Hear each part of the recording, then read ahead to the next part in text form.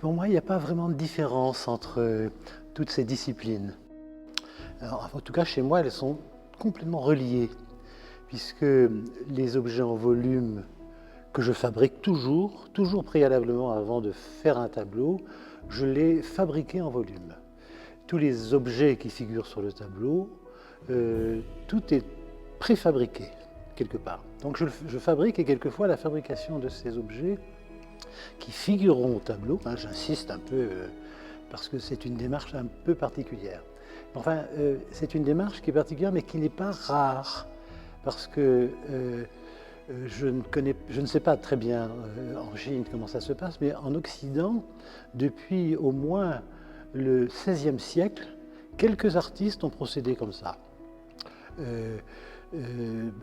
Par exemple, il y a le Gréco, par exemple, qui fait ces personnages très étranges, très filiformes, qui fabriquait des petites figurines en cire qui lui permettaient de confectionner toutes ces grandes figures peintes. C'est peut-être une explication possible pour comprendre ces distorsions particulières qu'il y a dans l'œuvre du Gréco. Il y a plus récemment Claude Monet. Claude Monet qui lui alors réalise un jardin entier dédié à la peinture. C'est comme des pré-tableaux quelque part. Donc les exemples ne sont pas énormes, mais il y en a. Donc je ne suis pas seul à procéder de cette manière-là. Enfin, moi j'ai une œuvre qui n'est pas installée, parce qu'il y a des artistes qui font des œuvres qui sont identifiables immédiatement. Hein, et certains même le sont énormément. C'est presque des logos, pratiquement. Mais en ce qui me concerne, pas du tout. C'est une œuvre pas établie du tout, elle est mouvante. Et je crois ça tient en partie au fait que la méthode, enfin une des méthodes que j'emploie, qui consiste à fabriquer tous les objets qui vont être peints, m'entraîne quelquefois vers des histoires que je ne connais pas avant. Et c'est quelquefois la fabrication d'un objet, d'un accessoire, à une histoire qui se produit après. Alors moi, ça me convient très bien, ça, parce que je suis d'une nature peut-être un peu capricieuse, peut-être, donc j'échappe très vite. Je n'ai pas de constance, enfin, je n'ai pas de permanence dans mon approche, donc je me laisse porter un peu vers ce que me racontent ces objets, et puis je suis un peu le premier spectateur d'une histoire que je me fais à moi-même.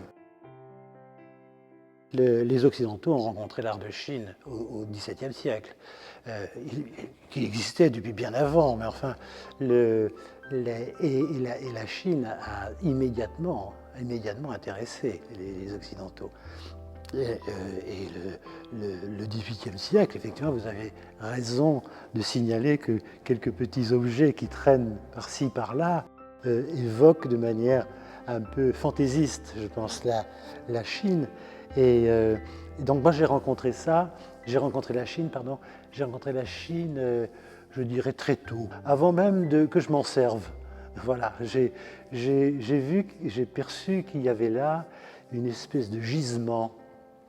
J'ai eu le sentiment d'avoir eu affaire à une immense histoire. Et l'artiste saisit ce qui leur semble utile.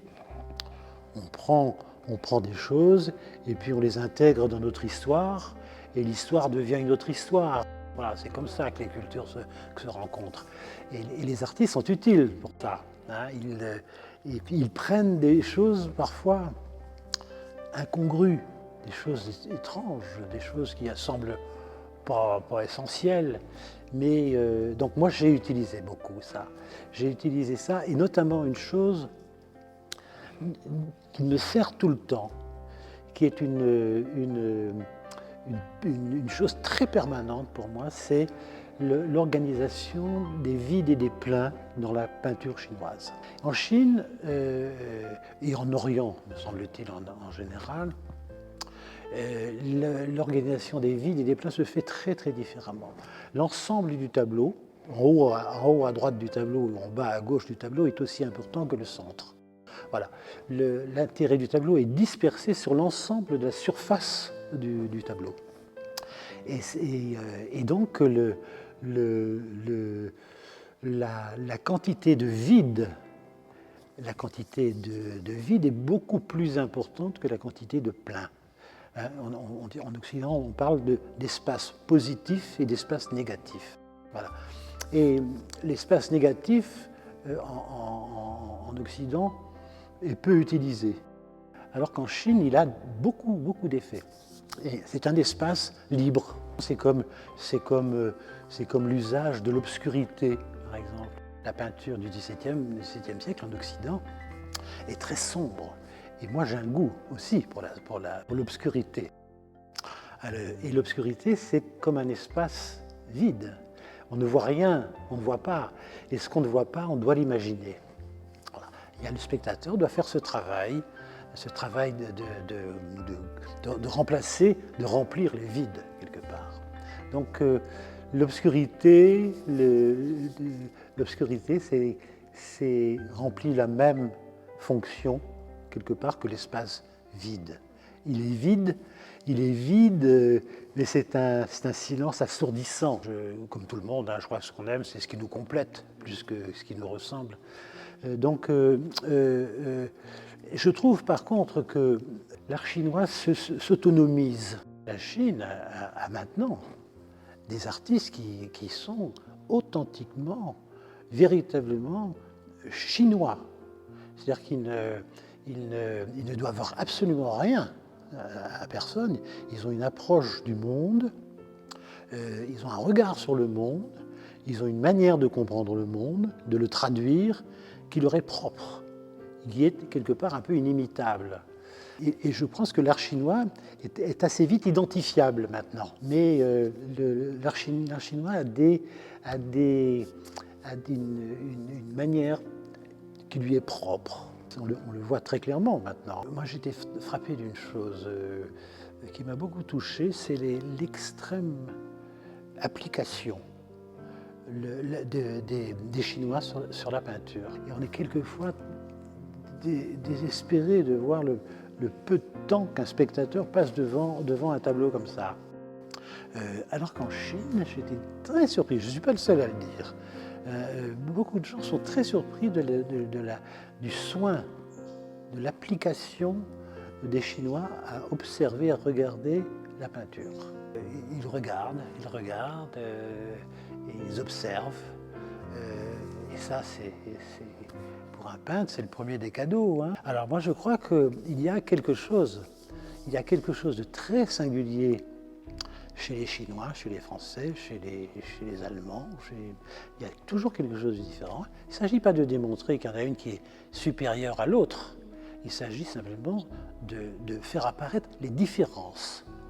Et les différences doivent être entretenues. Et c'est parce qu'il y aura des différences qu'on continuera à s'intéresser aux autres. C'est pas quand tout le monde se ressemblera à tout le monde que ce sera plus la peine d'aller à Pékin, ce sera pas la peine de venir à Paris parce que vous verrez les mêmes choses partout. Donc c'est très important.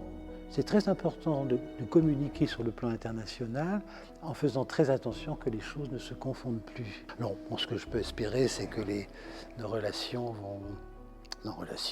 artistiques, il n'y a pas de raison qu'elles cessent. Je pense qu'elles sont parties. Elles ne cesseront plus, ça va continuer, on va échanger de plus en plus. Il y a juste j'espère qu'elles vont s'amplifier.